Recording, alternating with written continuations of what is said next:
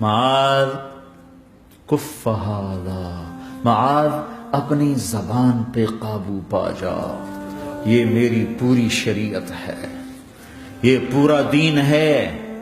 یہ کس کو سمجھایا ہے؟ معاذ کو۔ کیسے سمجھایا؟ جیسے چھوٹے بچے کو سمجھاتے ہیں، ایکشن کر کے۔ صرف اتنا بھی تو کافی تھا، بھائی زبان کی احتیاط کیا کرو، ایسے سمجھایا جیسے چھوٹا بچہ۔ کیوں؟ کہ مشکل ترین کام ہے۔ 22 ویلر ٹرالے کو بریک لگانا آسان ہے، یہ 2 انچ کی زبان کو بریک لگاتے ہوئے سارے بریک فیل ہو جاتے ہیں۔ اور جتنا آج گھروں میں فساد ہے اس کے پیچھے یہ زبان ہے۔ اور یہ کون ہے جس کو معصوم بچے کی طرح سمجھایا ہے؟ معاذ بن جبل۔ اور معاذ بن جبل کون ہے؟ میرے نبی نے کہا قیامت کے دن میری امت کے علماء کا جھنڈا معاذ کے ہاتھ میں ہوگا۔ اور یہ کون ہے؟ میں پچھلے مئی میں گیا ہوں، یہ مئی جو گزرا ہے، اردن ہمارا اجتماع تھا تبلیغ کا، میں وہاں گیا، عمان میں آگے اربد گئے، اربد سے 18 کلومیٹر 20 کلومیٹر آگے حضرت معاذ کا مقبرہ ہے، باپ بیٹا دونوں وہاں دفن ہیں۔ حضرت عمر کے زمانے میں انتقال ہوا، جب میں اندر گیا تو اوپر لکھا ہوا تھا تاریخ وفات 18 ہجری، اور اب ہے 1435 ہجری۔ 1417 سال اس آدمی کو دنیا سے گئے ہوئے ہو چکے ہیں۔ جب میں مقبرے میں داخل ہوا، کمرے میں جس میں قبر تھی، سارے کمرے میں خوشبو ہی خوشبو۔ قبر پر 2-4 چادریں پڑی تھیں، مجھے خیال آیا کہ میرے خیال ہے یہ چادروں پہ خوشبو لگی ہوئی ہے، وہ خوشبو آ رہی۔ اس وقت میں فاتحہ پڑھ کے واپس چلا گیا، جا کے نماز پڑھی، مسجد قریب تھی، مغرب کی نماز پڑھ کے پھر دوبارہ آیا، پھر میں کھڑا ہو کے سوچ رہا ہوں یہ کیسی خوشبو ہے۔ تو ایک آدمی میرے پاس کھڑا تھا، میں وہ ایسے کر کے نا چادریں سونگنے کی، شاید یہ چادروں میں خوشبو لگی ہوئی ہے۔ ایک آدمی میرے پاس کہنے لگا جناب یہ خوشبو چادروں میں نہیں ہے، یہ اس قبر والے کی خوشبو، یہ 24 گھنٹے آتی رہتی ہے، 24 گھنٹے۔ پھر میں نے فزیکلی ایک ایک چادر کو سونگا، کسی ایک چادر میں کوئی خوشبو نہیں تھی۔ یہ وہ معاذ ہے جو 1417 سال ہو چکے ہیں مرے ہوئے اور قبر مہک رہی ہے۔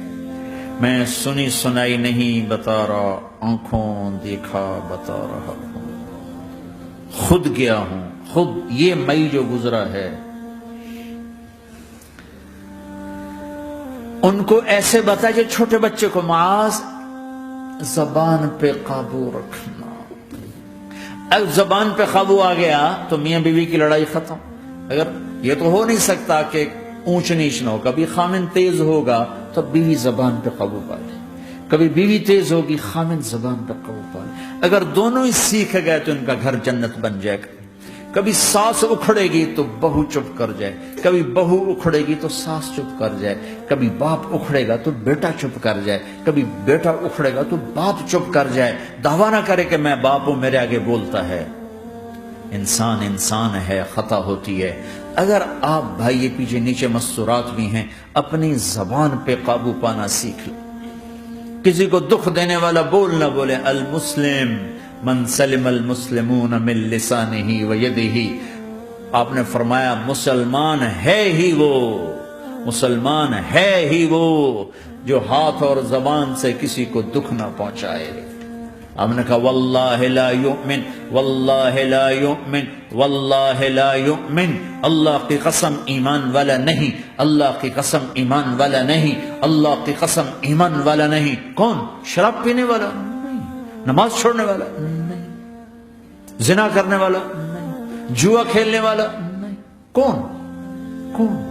الذی لا یأمن جارہ بوائقہ، جو اپنے نیبر کو تنگ کرتا ہے وہ ایمان والا نہیں، جو اپنے پڑوسی کو تنگ کرتا ہے وہ ایمان والا نہیں، جو اپنے ساتھ رہنے والے کو تنگ کرتا ہے وہ ایمان والا نہیں ہے۔ اپنی زبان کو میٹھے بول کا عادی بنا لو، سہنا سیکھو۔ ہیرا کیا ہے؟ کاربن ہے، ہیرا کاربن ہے۔ ہیرا کیسے بن گیا؟ ڈائمنڈ کیسے بن گیا؟ پریشر کو سہتے سہتے سہتے سہتے اللہ نے اسے ہیرا بنا دیا۔ اگر تم ہیرا بننا چاہتے ہو، محبوب بننا چاہتے ہو، تو غصہ پینا سیکھو، زبان پہ قابو پانا سیکھو۔ اپنی زبان کے اوپر اللہ نے 2 دروازے لگائے، بند کرنا، 32 تالے ہیں، ان کو بند کرنا سیکھو اللہ کے واسطے۔ اگر زندگیوں میں خوشی لانا چاہتے ہو تو برداشت کرنا سیکھو، اگر زندگی کو برباد کرنا ہے تو زبان کھول دو۔